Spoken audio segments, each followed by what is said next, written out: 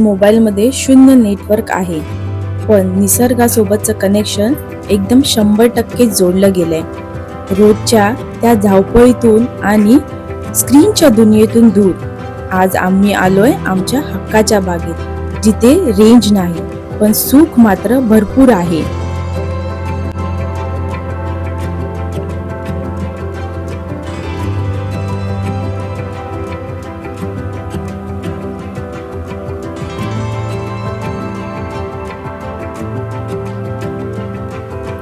कुठलंच महागडं साहित्य नाही की रेडीमेड टेंट नाही, फक्त ही निसर्गाची कूस, काही लाकडं आणि झाडांची पानं.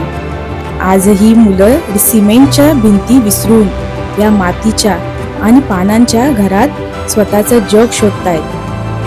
आणि खरी मजा तर एकत्र मिळून हे बनवण्यात आहे.